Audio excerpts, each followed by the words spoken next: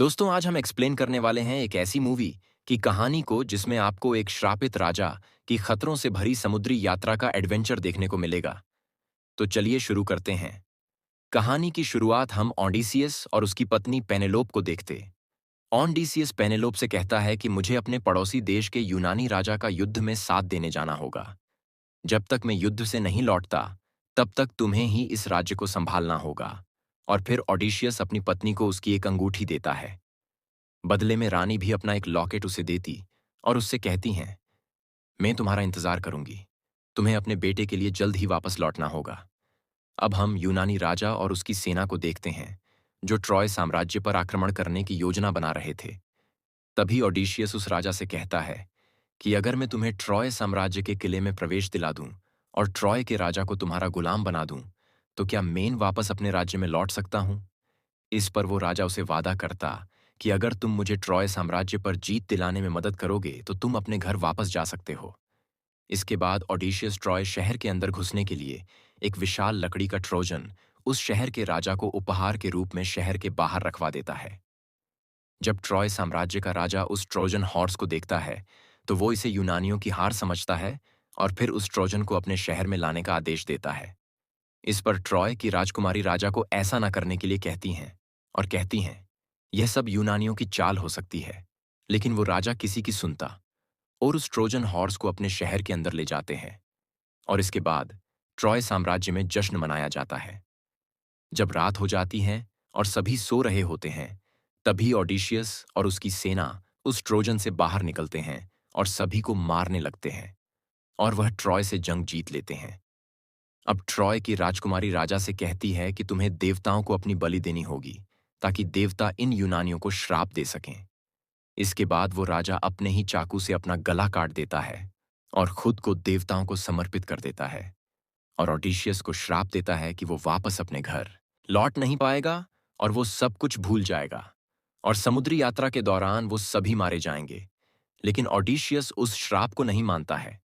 जीत के बाद वे पूरे ट्रॉय साम्राज्य को लूटकर तहस नहस कर देते हैं। लेकिन इस युद्ध में यूनान का राजा भी मारा जाता है। इसके बाद ओडिशियस ट्रॉय की राजकुमारी को बंदी बनाकर अपने सैनिकों के साथ एक नाव पर सवार होकर वापस अपने राज्य इतिका के लिए निकल पड़ता है। लेकिन तभी समुद्र में तूफान आ जाता है और उन सभी को दिशा भ्रम होने लगता है। उन्हें कुछ भी समझ में नहीं आ रहा था कि वो किस दिशा में जा रहे हैं। अब वह राजकुमारी ओडिशियस को श्रापित राजा कहती है और बताती हैं कि तुम सब मारे जाओगे।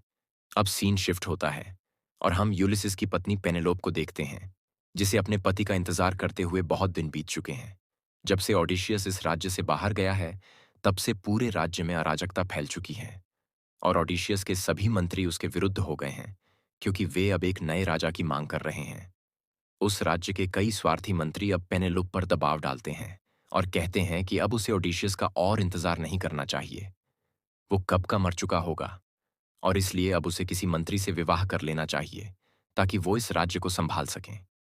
लेकिन पेनेलोप अपने पति से बहुत प्यार करती थी और वह उनसे कुछ और दिन इंतजार करने के लिए कहती हैं। दूसरी तरफ हम ओडिशियस और उसके साथियों को देखते हैं। उनकी हालत अब बहुत खराब हो चुकी है। वो लोग कई दिनों से समुद्र में भटक रहे हैं और उनके पास अब खाने के लिए कुछ भी नहीं बचा था। तभी उन्हें एक रहस्यमय टापू दिखाई देता है और ओडिशियस को एक आवाज सुनाई देती है, जो उसे उस टापू पर बुला रही थी। अब ओडिशियस अपने साथियों से कहता है कि मैं उस टापू पर अकेला जाऊंगा और तुम सभी यही रहकर अपने कानों को बंद रखना, ताकि वो आवाज तुम्हें भ्रमित नहीं कर पाए। और तुम मेरे हाथों को बांध दो और मेरे कितने भी कहने पर तुम लोग मेरे हाथ मत खोलना। मैं उस टापू पर जाकर उस चुड़ैल से इतिका का पता लेकर ही आऊंगा। पर ट्रॉय की राजकुमारी कहती हैं कि वह तुम्हारा भ्रम है। उस टापू पर जाना सही नहीं होगा। यह सब तुम्हारे श्राप के कारण हो रहा है। इस पर ओडिशियस कहता है कि वैसे भी हम सभी यहां पर मरने वाले हैं, इसलिए मुझे जाना ही होगा। अब उस चुड़ैल की आवाज और तेज हो जाती है। ओडिशियस उस आवाज से पागल हो जाता है और उसे लगने लगता है कि उसकी पत्नी उसे उस टापू पर बुला रही है। और इसके बाद वो अपने हाथ में बंधी रस्सियों को तोड़कर पानी में कूद जाता है। दूसरी तरफ वो मंत्री फिर से पेनेलोप के पास आता है और उसे फिर से धमकी देता है कि अगर उसने जल्द ही अपना फैसला नहीं सुनाया, तो इस राज्य के सभी लोग राजा के अभाव में पागल हो जाएंगे। अब पेनेलोप अपनी चतुराई से एक चाल चलती है और वह सभी से कहती है कि जब तक वह शादी के लिए एक कपड़ा बुन नहीं लेती, तब तक वह विवाह नहीं करेगी। अब वो मंत्री वहां से चला जाता है। कहीं ना कहीं पेनेलोप को यकीन था कि उसका पति एक दिन जरूर लौटकर आएगा और ओडिशियस की जगह कोई और इस राज्य का राजा ना बन जाए। इसके लिए हर रात वह उस कपड़े के कुछ हिस्से को उधेड़ देती है ताकि उस कपड़े को बनने का काम कभी पूरा ना हो सके। दूसरी तरफ ओडिशियस किसी तरह से उस टापू पर पहुंच जाता है और जब उसे होश आता है तो वह देखता कि वो एक राजकुमारी के साथ हैं और वो अपनी याददाश्त भूल चुका है और वह उस राजकुमारी को ही अपनी पत्नी मान लेता है। दरअसल वो एक चुड़ैल है जो ओडिशियस को भ्रमित कर देती हैं। और अब कई दिन बीत जाने के बाद जब वो मंत्री फिर से पेनेलोप के पास आता है और उसे धमकी देता है कि अगर पेनेलोप ने उससे विवाह नहीं किया तो वह उसके राज्य पर हमला कर देगा। इस पर पेनेलोप कहती हैं कि उसका कपड़ा अभी तैयार नहीं हुआ। तब वह उससे कहता है कि वह जानता है कि कपड़ा हर रात उधेड़ा जा रहा है ताकि उसका विवाह टलता रहे। दबाव में आकर पेनेलोप उससे अगले पूर्णिमा तक का समय मांगती है।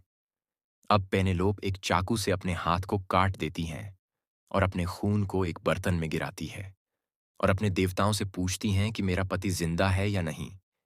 तभी उस बर्तन में पेनेलोप को ओडिशियस और वो चुड़ैल एक साथ दिखाई देते हैं। वहीं दूसरी तरफ ओडिशियस की याददाश्त लौट आती हैं और वो उस चुड़ैल से इतिका का रास्ता दिखाने के लिए कहता है। लेकिन वो चुड़ैल उसे किसी भी हालत में छोड़ना नहीं चाहती थी। लेकिन जब ओडिशियस उससे बार बार रिक्वेस्ट करता है, तब वो उसे बताती हैं कि तुम्हें दक्षिण दिशा में एक मौत के रास्ते से होकर जाना होगा, तभी तुम अपने राज्य जा सकते हो।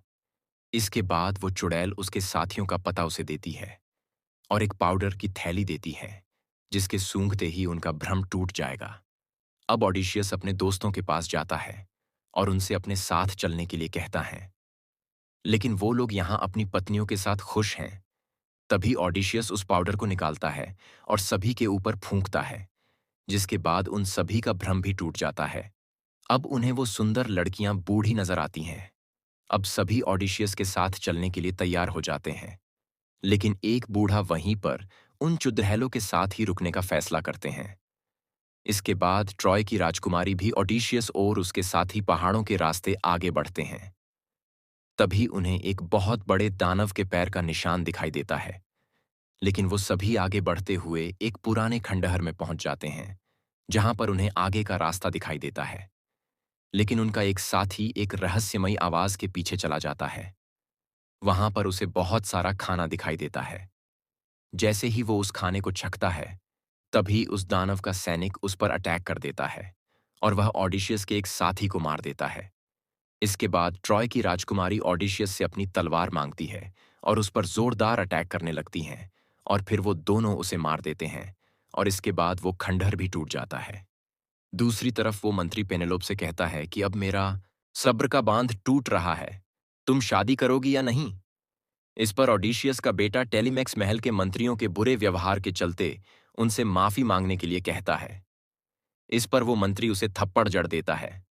अब पेनेलोप मान जाती हैं और उससे कहती हैं कि मैं उसी से शादी करूंगी जो अपनी योग्यता साबित करेगा और इसके लिए एक प्रतियोगिता रखी जाएगी। जो भी उसमें जीतेगा उसे मैं अपना पति मान लूंगी। दूसरी तरफ ओडिशियस और उसके साथी आगे बढ़ते हुए एक गुफा में पहुंच जाते हैं जहां उन्हें बहुत सारा खाना दिखाई देता है। वो सभी बहुत भूखे थे, इसलिए वो लोग खाना खाने लगते हैं। तभी वो दानव जाग जाता है और ओडिशियस के एक साथी को अपने पैर से कुचल देता है। इसके बाद ओडिशियस अपने पास रखे पाउडर को एक पानी में मिलाकर उस दानव को पेश करता है। वो उससे कहता है कि यह हमारे देवताओं की तरफ से तुम्हारे लिए उपहार है। इसके बाद वो दानव उसे पी जाता है और नशे में टल्ली होकर गिर जाता है। मौके का फायदा उठाकर ओडिशियस उसकी आंख फोड़ देता है और तभी उन्हें वहां से निकलने का रास्ता मिल जाता है और समुद्र किनारे उन्हें उनकी नाव भी मिल जाती है और ओडिशियस और ट्रॉय की राजकुमारी दोनों इतिका के लिए निकल पड़ते हैं। दूसरी तरफ पेनेलोप उन मंत्रियों के सामने एक प्रतियोगिता रखती है और कहती हैं कि यह मेरे पति का धनुष है और जो भी इस धनुष की रस्सी को चढ़ाकर उसके तीर को पांचों रिंग से निकालकर मछली की आंख पर निशाना लगा देगा, उसे मैं अपना पति घोषित कर दूंगी। अब इस बात से टेलीमैक्स को बहुत गुस्सा आता है और वह अपने पिता को ढूंढने के लिए महल से निकल जाता है। तभी ऑडिशियस और वो राजकुमारी इतिका शहर पहुंच जाते हैं।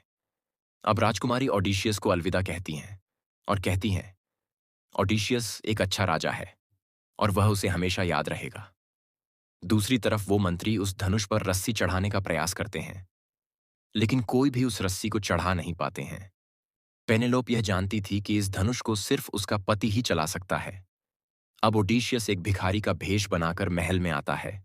तभी वह अपने बेटे से मिलता है और उसे अपनी सच्चाई बताता है। इसके बाद वो उस जगह पर जाता है जहां पर प्रतियोगिता हो रही थी। वहीं पेनेलोप अपनी जान देने का फैसला करती हैं, लेकिन तभी उसे ओडिशियस दिखाई देता है। तभी वह मंत्री ओडिशियस को भिखारी समझकर वहां से जाने के लिए कहता है, लेकिन ओडिशियस उस धनुष को उठाकर उस पर रस्सी चढ़ा देता है और तीर को उन सभी रिंगों से निकालकर सही निशाना लगा देता है। और फिर वो मंत्री ओडिशियस पर अटैक कर देते हैं और तभी ट्रॉय की राजकुमारी भी वहां पर आ जाती हैं और वह सभी विद्रोही मंत्रियों को मार डालते हैं। अब पेनेलोप अपने पति को फिर से पाकर खुश हो जाती हैं। तभी इतिका के समुद्र किनारे एक बहुत बड़ा क्रिएचर आ जाता है। उसने इतिका के कई सैनिकों को मार डाला। अब ओडिशियस उसे मारने जाता है, लेकिन वो क्रिएचर बहुत शक्तिशाली होता है। इसलिए ट्रॉय की राजकुमारी ओडिशियस से कहती है कि मैं उसे मार सकती हूं, और फिर वह उस क्रिएचर के सामने खड़ी हो जाती है।